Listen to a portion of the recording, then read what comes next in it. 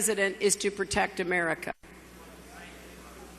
I take that as a solemn obligation, and it's why I've been so concerned about the reckless talk coming from Donald Trump. So I got to tell you, I am, if I'm so fortunate enough as to be the nominee, I am looking forward to debating Donald Trump come the fall.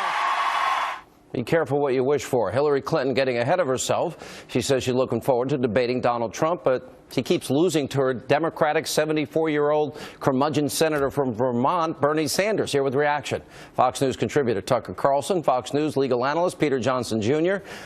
Be careful what you wish for, right, Peter? I think so. I think that could be a tough debate, especially if she sounds the way that she sounds tonight and looks the way that she looks. And I wish everybody well, but she looks tired.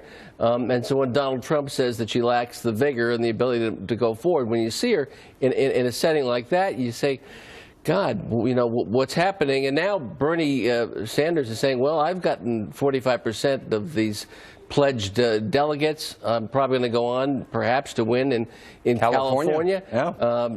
Big win tonight. And I agree with what Doug Schoen was saying. The path is murky there. She is a weak candidate.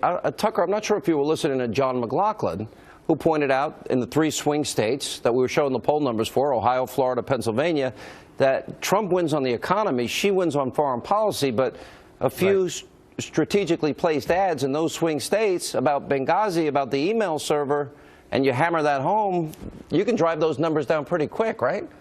Yeah, and amazingly, Trump, who's been hit, in some fairness, for flip-flopping, wins on honesty and trustworthiness in the swing states, including Pennsylvania, according to the Quinnipiac poll. Look, the Democratic Party is even less united than the Republican Party. Trump has more support among Republicans. I mean, look at the results in the past 3 weeks than Hillary has among Democrats. Bernie won his 19th contest tonight. They keep saying he can't win, and that's probably true.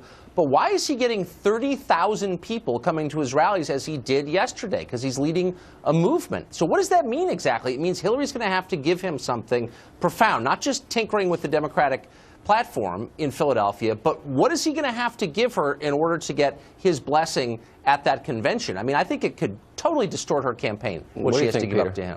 You know, everyone is focusing on Donald Trump and Speaker Ryan and whether there's unity in the Republican Party. There is disunity, and there's disunity going forward up until and including the time of the convention for the Democrats. And they will be punching the heck out of each other from now till then. And that's a serious, serious problem. And you saw some of the exit polling tonight about the tremendous amount of voters that say that we'd walk away from Hillary Clinton as the nominee and vote for Donald Trump. We're going to be seeing defections in both parties, the unpledged, the independent voter, the people who haven't decided yet. This race is coming together. Who do you like in for ways. VP for Trump? You know, we were talking about that before. Marco Rubio says that he's not interested in that. He could change his mind. Kasich, I think, would be a strong candidate. There's others. I think there's a bunch of people who would be very qualified. And on the Senate side as well, they could help Donald Trump. And a lot of governors, too. Rick Perry came out very strongly on this program last night. Governor. What do you think, Tucker? Who do you like?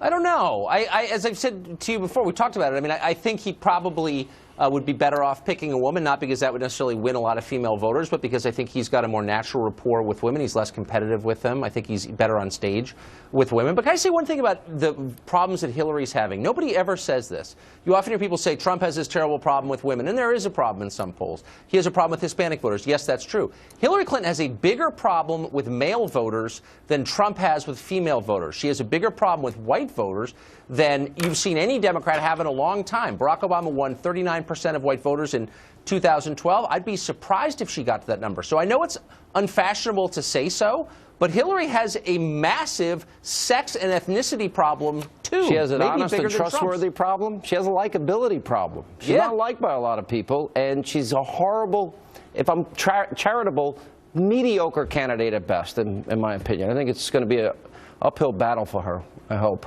All right, thank you both. Good to see you. Peter, Tucker, thank you. Coming up next tonight, right here on Hannity. He's a very good man. He wants what's good for the party, and I think we're going to have very positive results. And I'd love, frankly, for him to stay and be chairman.